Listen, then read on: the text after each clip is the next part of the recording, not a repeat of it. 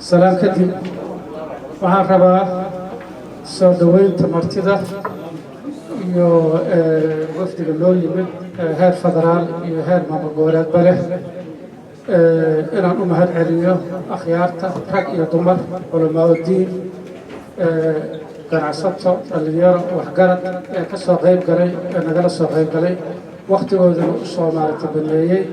khaasatan waxaan rabaa inaan u mahad celiyo dadka gobollada fogfog nooga yimid ee nagala soo qayb galay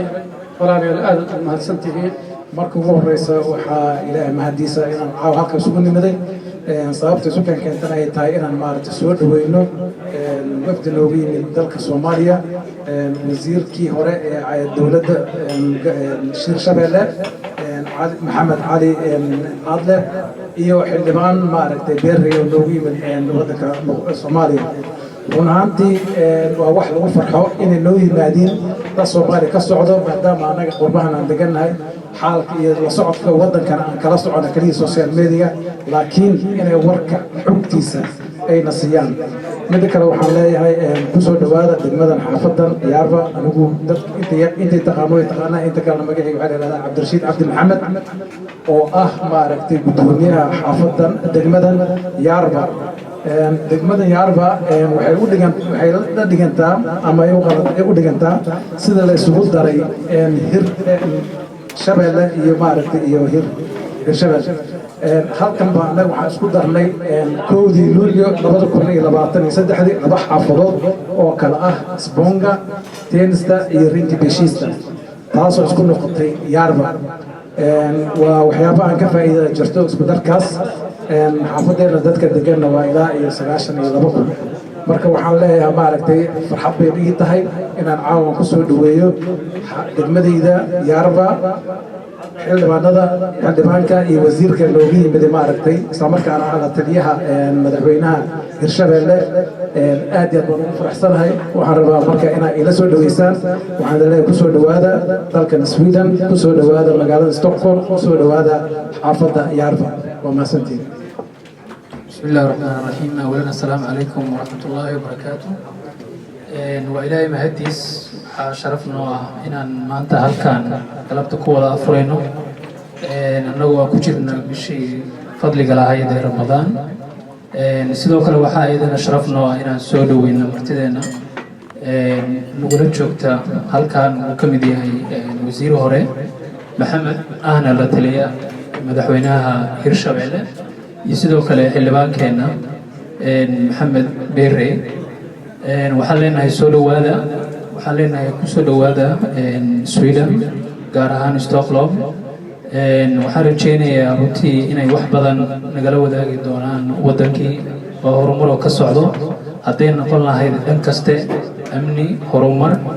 يقولها وين إمات دولة الصومالية أي هيكسنيسو خاصة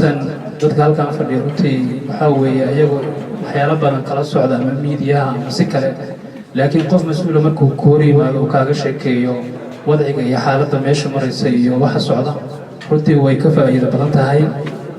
sidaa daraadeed waxaan leenahay mar kale ku soo dhawaada Sweden ku soo dhawaada dadkiinii ku soo dhawaada magaaladiinii annaguna waxaan leenahay markasta inaan diyaar inahay inaan ka qayb qaadano soo dhaweyn وحلال وحي عاد وباهنتين facility يوحي كلا عاد وباهنتين تلو وهاي من كوسو دوينيا وزير هوري سيدو كلنا لتلياها مدحوينها هيرشابيله محمد كوسو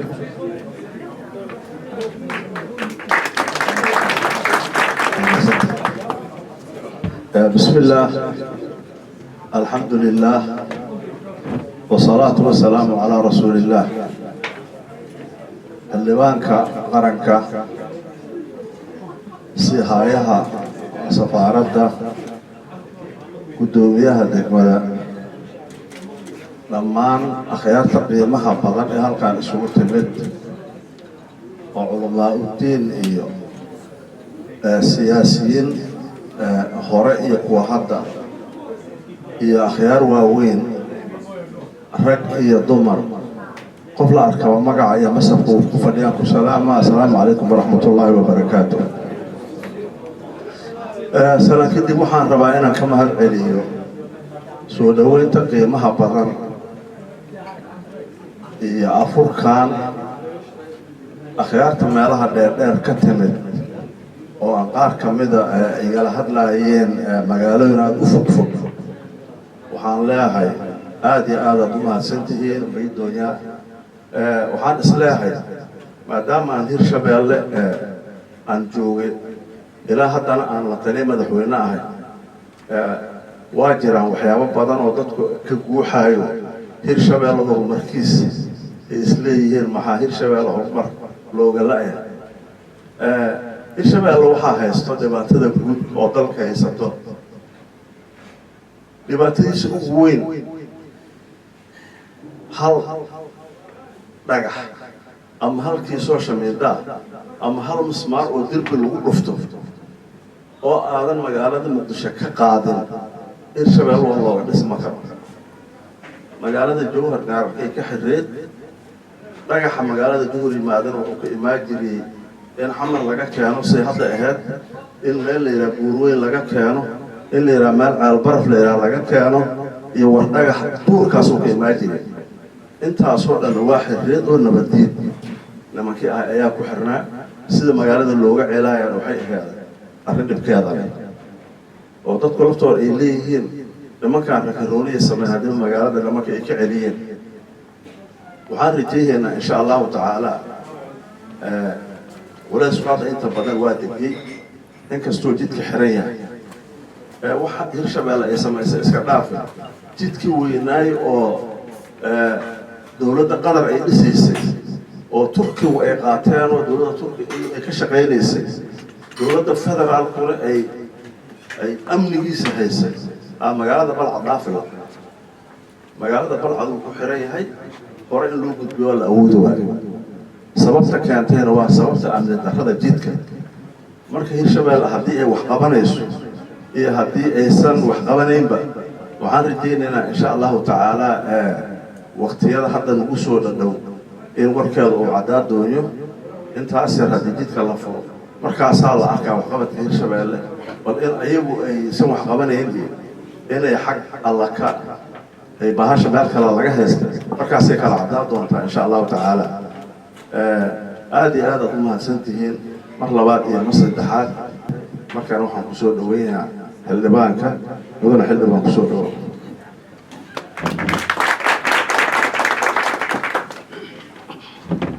بسم الله الحمد لله والصلاة والسلام على رسول الله وعلى آله وصحبه أجمعين وزيرك أهلا الله تليها مدحوية أمر كولة هيرشبيلة قسمها سفيرك الدنيا دقمدة أخيارتا جالية قيمها ذكر الدول كلها لنيرة وضياشة رمتي قيمها بدن لما نضت كما لها في فوقيمة السلام عليكم ورحمة الله وبركاته runtii aniga caawa farxad ayay ii tahay inaan ka soo qayb galo munaasabadan labada sano hadda la soo dhaafay wax badan runtii aan qabtay wixii la qabtayna xoogaan ayaad u tihiin dalku waa og tihiin ilaa markii uu xorriyadda qaatay intii ka dambaysay deyn ku aruureysay ayaa jirtay oo u diidaysay inuu horumar sameeyo inuu deyn kala qaato inuu maaragtay yani isticmaaraad iyo waddanka maalgashi inuu sameeyo taas marka ilaahay maadiis muddo dheer aan laga soo shaqaynayay laakiin labadii sano hadda way wax ka dhiman yihiin ayaa lagu guuleystay dadka caafimaad sidoo kale waa ogtihiin cunaqabateyntii ugu dheereed oo dal abid la saaro dal oo ku saabsaneed hubka ayaa Soomaaliya muddo dheer saareed 32 sano inuu la dagaalamo shabaab iska celiyo dadku shabaab iska celiyaan cadow kastoo ku soo duulay iska celiyaan waxay u baahan tahay inay iskubayaan hub inaad heshaan u baahan tahay marka cadow waa guulaysan yahay adigana aad hub soo iibsan karin aadan maaragtay yani fasax u qabin waa dareemi kartaa culeyskeeda marka dowladda Soomaaliyeed waxay ku guuleysatay in cunaqabateynta hubka la qaado taasoo macnaheedu yahay inay hub soo iibsan karto ciidan qaran dhisan karto xuduudaheeda difaacan karto dowladnimadeeda ay soo ceshan karto intaas kaliya maaha waxaad ogtihiin dadka Soomaaliyeed waa dad runtii aad u firfircoon ganacsiga iyo hal abuurkana aad u fiican intii burbur ku jiray waxay ka sameeyeen dhaqaalo waaweyn bay ka sameeyeen runtii Afrika qaybaheeda kala duwan dhaqaalahoodu laakiin difaac ma haysan markasta waxaad maqlaysay dad la iska dhaco hantidooda la wareego dowladaha ay ka shaqaysanayeen ma haysan wax qawaaniin difaacda ma haysan waxaa lagu guuleystay hadda in lagu daro dadka Soomaaliyeed East African Community taasoo keenaysa inay wixii hore u haysteen oo ganacsi ahaana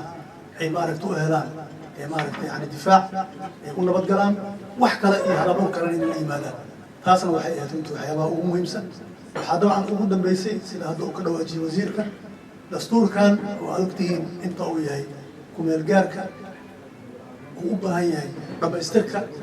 hadda nin kastana wuxuu dhihi jiray waa dhamaystirayaa laakiin waa lagu dhici waayey waxay keentay marka hadda in lagu dhiirado qaylaa jirta runtii iskuma waafaqsana 100%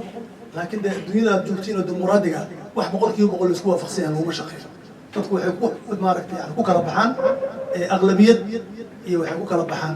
iyo maaragtay yani in la istiido intii markaas tirada badan ay rabto ayaa qaanuun noqota sidaasana sharci noqota in lagu dhiirado marka oo la bilaabo oo maaragtay yani la yiraahdo dastuurkii dib maaragtay yani loo dhamaystiro waxaan u aragnaa inay tahay tallaabo runtii hore loo qaaday doodaha ka jirana annagu waxaan aaminsanahay Soomaaliya waxaa la soo maray xilli qofku wuxuu diidan yahay xabad uu ku cabiro oo baroonkiisa iyo maaragtay zuugiisa banaanka ka soo dhigto oo xabad soo hurgufo laakiin maanta afka laga hadlayo qofkii zuuga afkiisa uu noqdo marka in marxaladaas la soo gaaray oo ninka diidan oo u arka inay khalad tahay xilligan wax la dhamaystiro ama qodobada qaar in maaragtay xilligan laga hadlo qofka qalad u arka codkiisu cabiraya idaacadu tagaya shir jiraayid u qabanaya wuxuu waxaas khaldan kii arkay inay sax tahay asna codkiisu cabiraya marxaladaas la soo gaaray laftirkeeda markaan Soomaalinahay oo unahay waxaan dhibaato qabno inaan heerkaas soo gaarnay oo maanta waxaan ku kala cad goosanayna ay tahay axzaab wali ma aanan gaarin laakiin codkeena inuu qof walba uu ama social media ha galo ama shir jiraayid ha qabto ama idaacada ka hadlay ayada laftirkeeda waxaan isleenahay waa marxalad runtii la soo gaaray sida uu wasiirku sheegay go'aanka ugu dambeeya baarlamaanka iskale markii la soo dhameeyo chapter 4 oo hadda socda oo ka kooban runtii qodobo culus oo siyaasi ah oo ay dhici karto in ay ku jiraan waxyaabo dalka habka hanaanka dawladnimada wax ka bedelaya markay dhamaato waxaa loo gudbayaa in loo codeeyo xildhibaanadu markay codkooda dhiibaan aragtidooda ku daraan waxay u arkaan khalad ay dhahaan waxaas waa khaldan yihiin waxay sax u arkaan soo kordhiyaan kadib waxaa ku xigaysa in loo codeeyo tuutaad ayuu u baahan yahay yani haddaan la helin 3 meelood oo labo ma ansixi karo marka waxaa ka dambaysa markii akhrintu dhamaato oo maaragtay ay dhamaato wax ku darista iyo wax ka dhimista iyo wax ka bedelku markay dhamaato waxaa ku xigo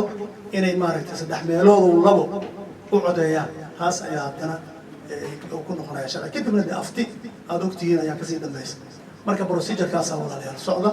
dalku marka wuxuu marayaa marxalad inta aan isleenahay waa meelihii ugu habboonaa codadka aad maqlaysaan iyo dadka qaylinaya mucaaradka iyo annaga waxaan u aragnaa daahida saxiixa inay tahay in la hadlo oo la dhaho waxaas waa khaldan yihiin waxaas laga joogo waxaas saasay ku xun yihiin haddaan bal lays dilayn xabadna la isku ridayn aagagna inta la kala xirto aan maaragtay yani xabad la iskala daalayn annaga waxaan u aragnaa inay tahay horumar codkiisa qofku inuu dhiibto aragtidiisa uu dhiibto laakiin ugu dambeynta waxaan ku kala baxaynaa sida adduunka oo dhan uu ku dhaqmo cod ayaan ku kala baxaynaa madaxweynaha hadda markuu ka hadlayo mashruucan meelo badan uu ka sheegay dib u eegista dastuurka waxa hadda la ansixiyo dawladdan kuma shaqaynayso waxaa ku shaqaynaysa dawladda ka dambaysa waxaa loo diyaar garoobayaa 4 sano markay dhamaato cidda markaas loo doorto ilaahay xukunka u dhiibo ayaa ku shaqaynaysa haddii la dhihi lahaa waxaana waxay dhaqan gelayaan 4 sano iyo 2 sano dambe dhaqan gelayaan haddii la dhihi lahaa waxay noqon lahayd wax badan oo runtii loo arko qof shaatigiisa tolanayo inuu yahay laakiin haddii munaasabado badan uu ka sheegay madaxweynuhu meelo badan laga sheegay war waxaan hadda aan dhaqan gelin oo ansixino waxay la bilaabanaysaa dawladda ku xigta waxaan isleeyahay wax badan oo runtii lagu kalsoonaan karo dadka Soomaaliyeed intooda badan way isku waafaqsan yihiin inta maqanna waa laga dhan yahay waa laga tasharici kari ma jirto weli waxaa socda dadaal lagu keenayo lagu qancinayo la isku dayayo in geedi socodkaas ee runtii lagu soo biiriyo waana rajaynaynaa insha Allah taala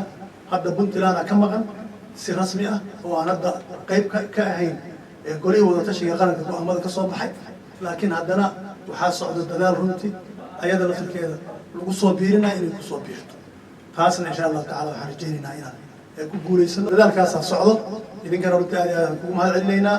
waxaan isleenahay jaaridaha Soomaaliyeed waxay leeyihiin dowr hadduu hagaago وجاليدها الصومالية هجاجان كوا جودهم وهجاجان وأكتين بربر في قيبتها تقول هذين اسمها قيبة تقول هذين بربر في قيبتها تقول هذين مركان لا يقول ضلك مطلوبين لكن تلفون توصل عريربل قارن هلا أروجي وأكتين ساعات يتلقوا المجرى وأكتين haddii marka maanta la yiraahdo midnimo Soomaalinimo qarannimo dawladnimo aan soo wada taagno midkii taleefanka xataa ku soo khaldamo waxa la kara wareer dadka dhinac kala marka midowdiin isku xirnaatiin aad maaragtay iskaashatiin midnimo iyo maaragtay yani isku duubni aad idinku muujisiin gudaha waxay ku noqonaysaa wax fiican oo gudaha runtii wax u taray noqonaysaa xayalay haddaan gudaha waxa ka socda halka laga dhiirigelin gudaha kaliya waxa ka maqan marka waxaan isleeyahay waxaan idin dardaarmaynaa inaad isku duubnaataan inaad midowdaan inaad Soomaalinimada xoojisaan qayb iyo qolo iyo maaragtay gobol waxba waa lagu keenay waxa asal ah dadkan waa isku mid waa hal qowmiyad Soomaali waa isku af waa isku diin waa maaragtay yani dad iswada dhalay waxaan runtii hadda rabaa inaan ayada u mahadceliyo dawladda Sweden oo runtii gudoomiyaha laga yahay baarlamaankeedii lagu jiro odayaasheedii deegaanka lagu jiro runtii u saamxay dadka Soomaaliyeed qof kasta oo maaragtay muujiya yani inuu leeyahay karti hogaamineed inaan caqabad kale loo dhigin loo fududeeyay waa amreenayna waa u mahadcelinayna dawladaha runtii ugu muhiimsan dawladda Soomaaliyeed kaalmeeyay ka mid tahay oo aad iyo aad runtii dawladaha u dacmay Soomaaliya ka mid tahay waa u mahadcelinayna gudoomiyaha u siinayna asaga si gudub doona hadii ilaahay idmo safiirkeena aad u mahadsan yahay dhammaantiin waxaan idin leeyahay aad iyo aad ku mahadcelinaya رمضان كريم كل عام وانتم بخير تقبل الله منا ومنكم صالح الاعمال السلام عليكم ورحمه الله وبركاته